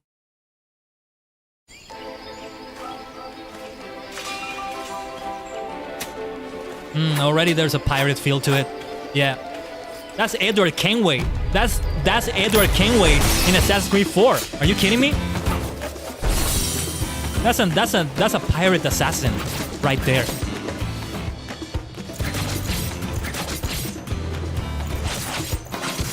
That's Assassin's Creed, man. Oh, wait. I'm not showing it. I thought it was showing on the screen. Hold on.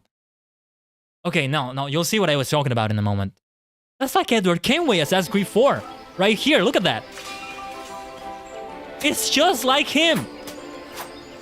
Possibly my favorite Assassin's Creed game of all time. Next to 2. Just like...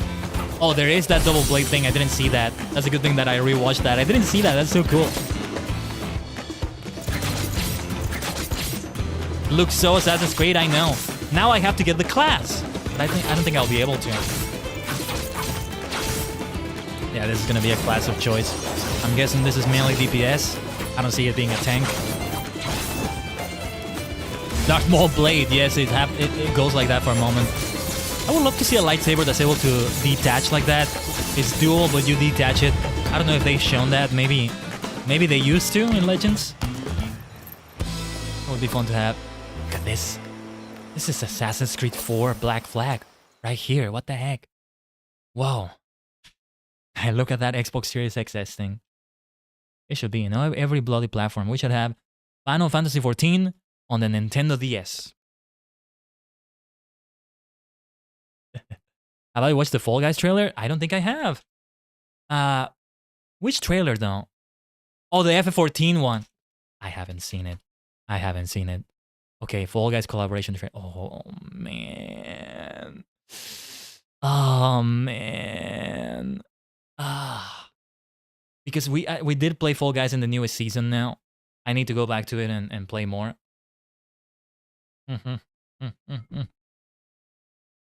Oh yes. This is gonna be good. Let me see. This is gonna be good. Oh my god, the music already is there. This doesn't... You look at that first part, if you didn't know... Hold on. If you didn't know this is an FF14 trailer, even with the Moogles and the characters and all that, you would think this is a Fall Guys thing. Like in Fall Guys, but this is in Final Fantasy 14. How is that possible? This is one of the final rounds right here. Yeah, this is Fall Mountain, I think. This is Fall... You have to jump for the crown? They made Leap of Faith become fun, man. They made Leap of Faith become fun. Yes. I mean, it's not fun, but it's also painful while being fun, you know? Like a high difficulty game. So that's why I don't like it. Even though I've done it dozens, maybe hundreds of times. Maybe over 100 times. What the heck? Look at that. They have... Oh yeah. Okay. Hold on. That thing right there. Those things right there. They haven't had the map that has this for a while. Medieval Madness was the map that had that. A map I really like because I'm good at it most of the time, though I'm going to be rusty because I haven't played this in a while. It's interesting. A little bit like Fall Mountain. I don't know how many maps they have for this. You can tell me, maybe, Lurin. Okay. What is that? Just a hangout spot or something? Look at that! Look at this area. Oh my god, that's going to be so tough. Exactly as it is in Fall Guys. It's going to be so tough to remain on this. See that, unlike Fall Guys, though, nobody bumps into you.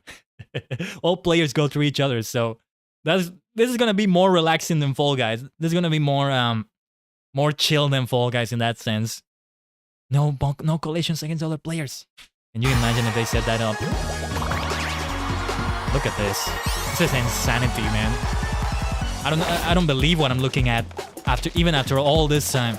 I don't believe what I'm seeing right here. Oh wow, they have the pendulums. Okay, I know this area. What is that? What the hell is that spin? What is that spin? Nice chocobo thing there. In the goal. Whoa, they have that one of the collecting... Dude, are you kidding me? It's not just races, and this is Medieval Madness. This is the start of Medieval Madness, I think it was called. Oh, I love to see this map. I'm glad they chose this one. Oh, the bridges switching in and out. That's great that they have that. Man, this is very busy right here. Oh, hello. What was his name? It's not Gilgamesh, right? You jump towards it. Wow. Does it mean there's only one winner? I don't think there was. Oh, that looks nice, but hold on. You jump inside the crown. You jump into the crown from the look of it. My god. Look at that outfit. Look at those outfits. I'm gonna have to get them. If you get them from doing this a lot of times, then I'm definitely gonna get them.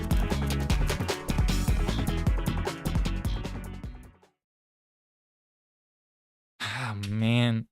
This is the crazy timeline we're in right now. This is the crazy timeline we're in right now, and I like it. If we have things like this in this timeline, I think I can like it. I think I very much can like it.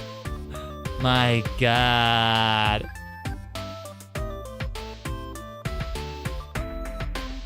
It looks way too freaking good, yeah. And this is why they had to take more time, maybe. It's good that they took more time and made it look really good.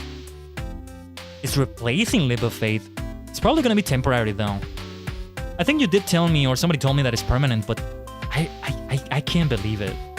It's hard to believe that, you know? But I don't know. It's coming next month, by the way, the FF16 collab event. Okay, give me a second. We're gonna watch a few trailers here, everyone.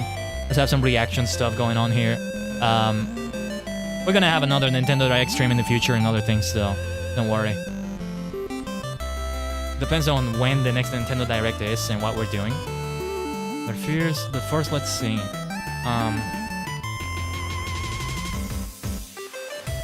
FF16 collab. Right, this was also 3 days ago. It was another fan fest, right? I think that's what it was. I'm gonna watch a couple trailers here. So let's see. It already started the video. Okay. I'm not gonna recognize a lot of what's going on here, but might as well watch it.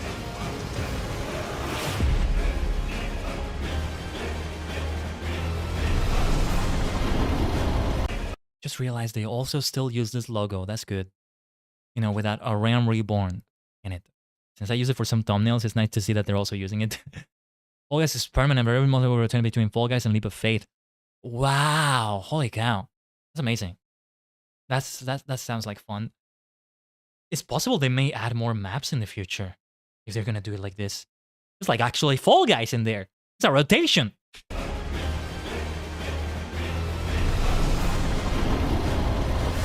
Is this Ifrit? I don't know.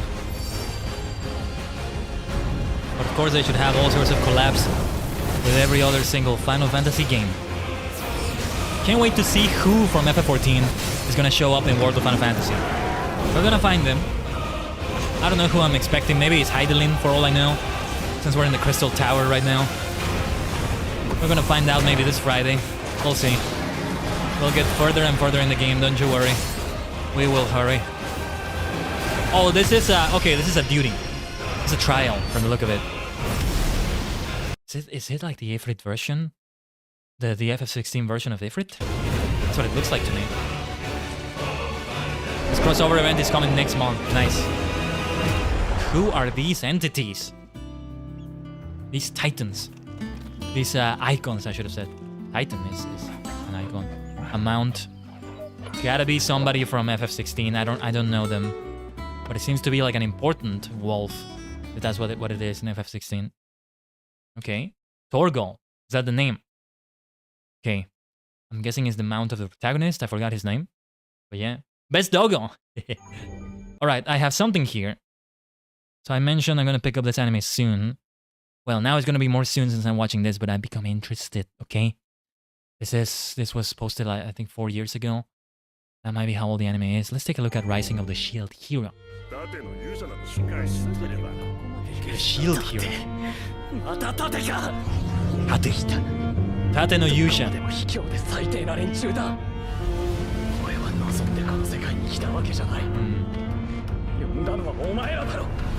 He was there because he was summoned as the Shield Hero. See, this is not an overpowered situation like Overlord. The anime that got me into anime. Still one of your top 5, let's go. The premise interested me too, though.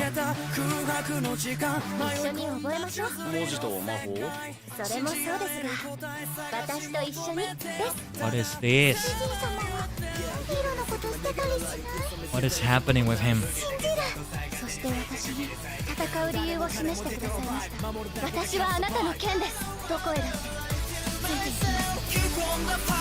How powerful is he is what I want to know.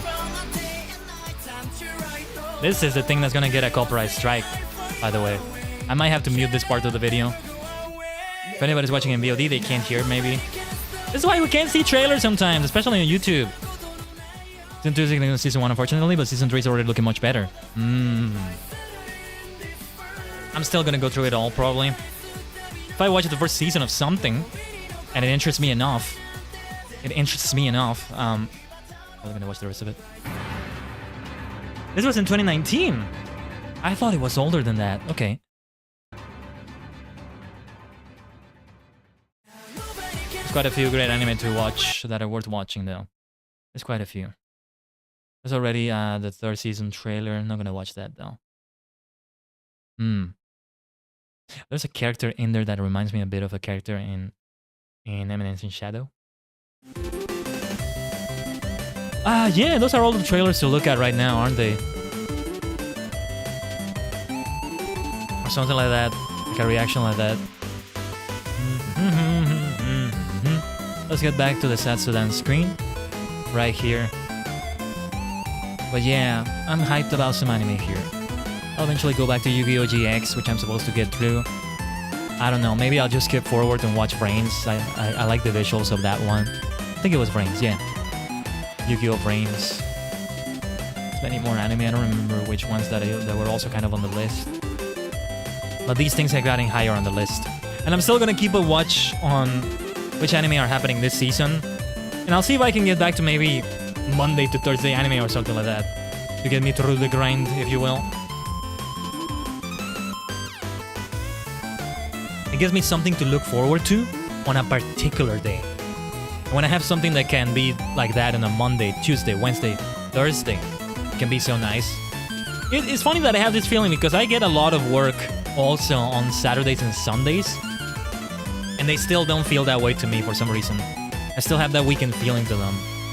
But yeah, maybe I'll change that to be those days instead. It's just that I can't have something that I voluntarily make into those days. Like, okay, I'm gonna watch this. Let's say Saga of Tanya the Evil. There's only 13 episodes. Okay, I'm only gonna watch it on Monday every week. It's not that I don't have the discipline for that. Even if I actually go through with it, which I can do, I can go ahead and actually only do it once a week like that. But it feels so artificial that that is not enough, unfortunately, you know? But yeah, I might go for her anime. Let me read about that time I got reincarnated as a slime. Let me read the synopsis of that one. By the way, the website I'm looking at this... The website with this information is called Anime Planet. Seems to be a good one.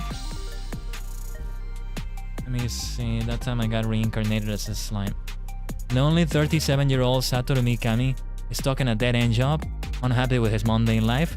But after dying at the hands of a robber, he awakens to start fresh in a fantasy realm as a slime monster.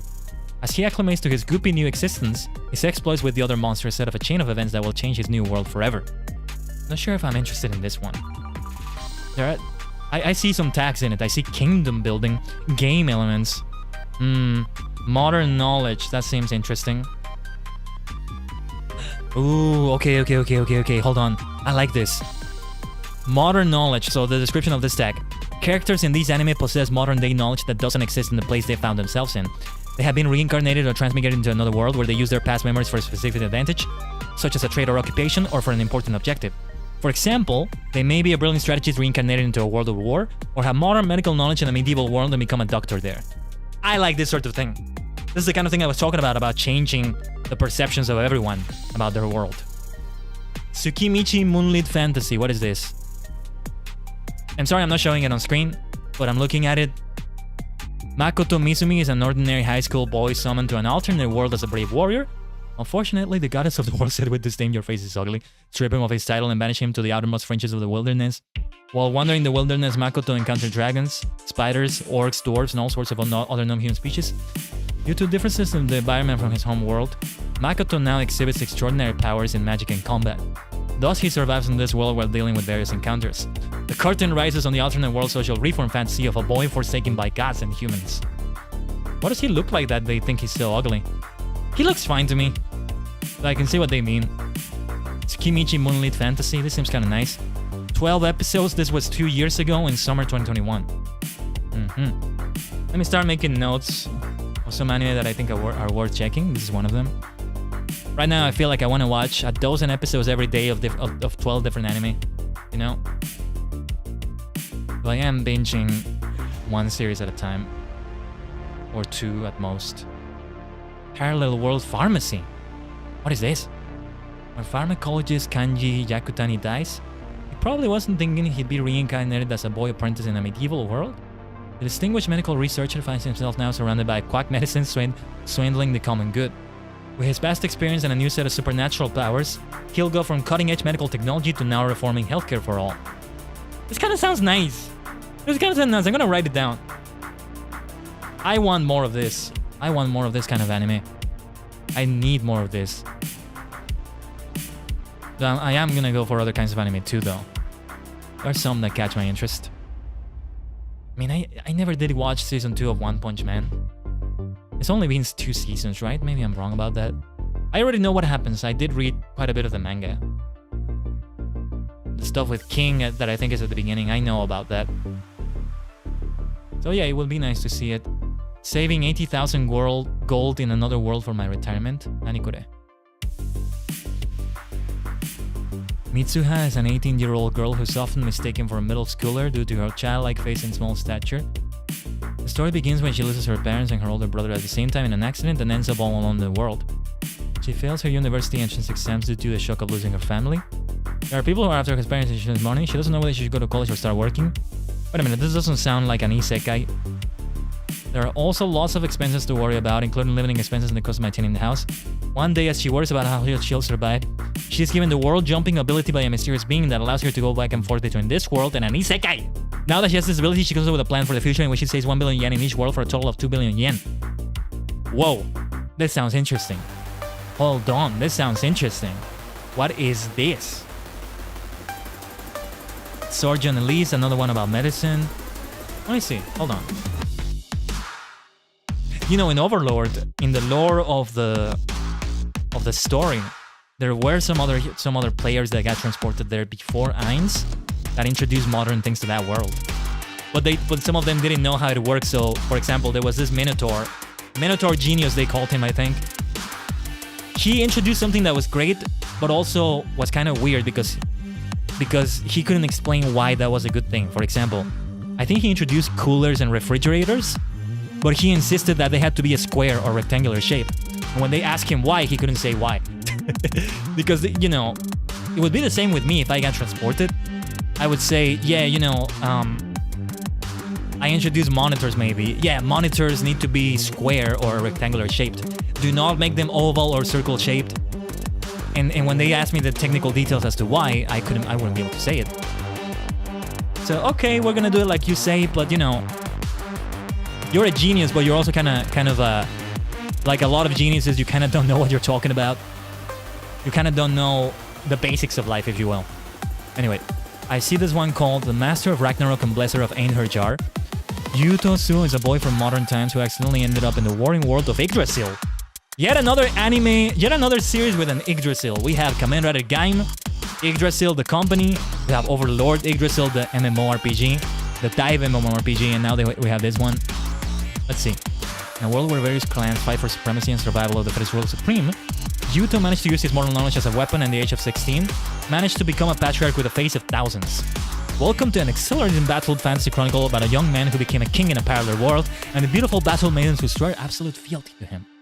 Seems to be another one with a sort of harem situation, but the premise sounds interesting. So let me see here. The Master of Ragnarok and Blesser of Einherjar.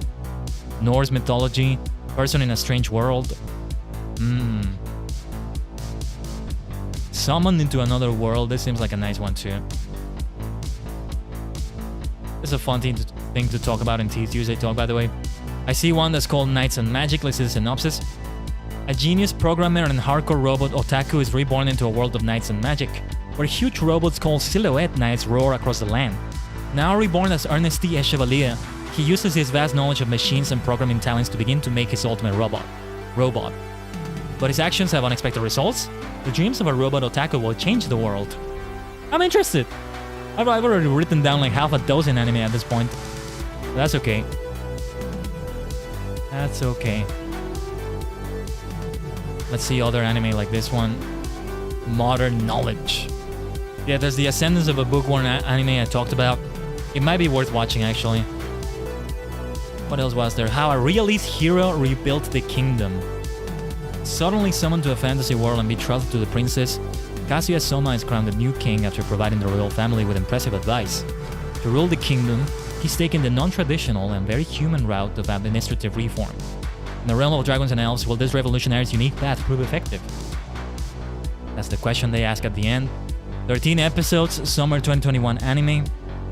I'm interested. Where am I gonna save this list? I'm gonna save this list somewhere. Because it's gonna take a while to go through the entirety of some of these anime, and I'm not gonna pick them up all at once. It's gonna be insanity. I can be insane, but you know, I try to be kinda reasonable about my insanity. That doesn't make any sense. Anyway, the world's finest assassin gets reincarnated in another world as an aristocrat. Already that title interests me a lot. Let's see. When a great assassin is reborn in another world, he finds himself the heir to a long line of killers from the shadows. Okay. He's an assassin again then. With both his modern-day knowledge and experience and the special magic and techniques of this new world, he could very well become the most unstoppable assassin in history. I'm already interested. I'm gonna save it. 12 episodes, fall 2021. Many of these are so recent. But again, it's the isekai craze, if you will. I feel like it's died down by now, but there's still quite a few isekai anime that continue to happen. These are all the modern knowledge tag anime now. I see Ascendance of a Bookworm also. I feel like Overlord and Log Horizon should be here though. Log Horizon should definitely be here. Tsukimichi Moonlit Fantasy has a second season. Alright. Oh, I shall survive using potions. What is this? Let me see. One day, the supervisor in charge of watching over Earth was taking care of a distortion when they made a mistake that caused Kaoru Nagase to lose her physical body. Not only that, but reincarnating her into a different, less culturally advanced world is the only thing that they can offer to do for her. Not one to take this turn of events sitting down, Kaoru makes a demand. The power to create potions at any time she pleases, with whatever effect she wants it to have, and it doesn't stop there either. She asks for a magical item box, the ability to understand and speak every language, and the same body she had back when she was a 15-year-old girl. Wow. She gets all those things apparently. Using her newfound powers, Kaoru has to try and make a stable life for herself in a whole new world. This overpoweredness already interests me. I'm glad I found this one. It's from... Oh, it's a current anime! It's running right now. Oh, I'm gonna pick it up. It has 3 episodes right now. Oh, I'm gonna pick this one up. Oh, yes. Welcome back, Sukihara. I'm just obsessing over anime right now. I found a great one from this season. Let's see, October 8th was the first episode. That's a Sunday. Alright. I found something nice. Let's see, Surgeon Elise. Ji Hyun is a master surgeon at the peak of her medical prowess. She's made it her life's mission to save lives in order to atone for the sins of her past life. But her dreams are cut short when her plane crashes in the middle of the Pacific. Does that mean they get isekai yet again? This is their third life now? When Ji Hyun wakes up, she finds herself back in the her first life, okay. As Elise de Clarence, the haughty nightmare of a girl who brought on her own tragic end. The new Elise, however, still has time to set things straight. With her newfound medical knowledge, the reformed Elise sets out to right the wrongs of her tragic first life. This sounds so interesting! Hold on! This sounds so interesting! I know there was this one in which somebody was reborn into a dating, an otome sort of game, a romance game, as the villain of that game, like a bad person, and now she has the chance to undo the games, to rewrite the game basically. That didn't sound interesting enough to me, not as interesting as these things are right now. Let me see what tags they use for the Frieren anime. Souso no Frieren, Frieren Beyond Journey's End. So close early by 20 minutes, which is BS. Yeah, sometimes they do that. I get that they have to be able to leave on time, right? But I don't know. But yeah, Frieren Beyond Journey's End. Elves Magic Medieval based on a manga. Fantasy Shonen. Death of a Loved One. Not quite what I'm looking for. They also have a list of manga on this website. This is nice. I wonder if Kamen Rider Spirits is here.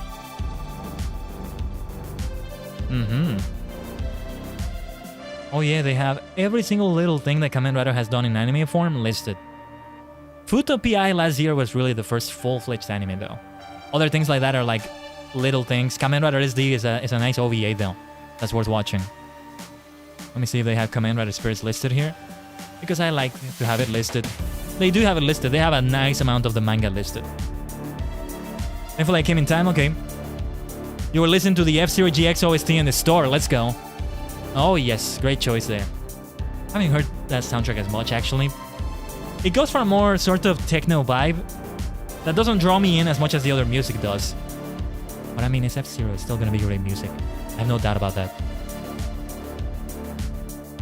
What is this Kamen Rider Amazon manga that I'm seeing here? I didn't know about that. Interesting. Action Comics Kamen Rider Amazon? Nani kore? What is that? Keshi-sen 17 Rider.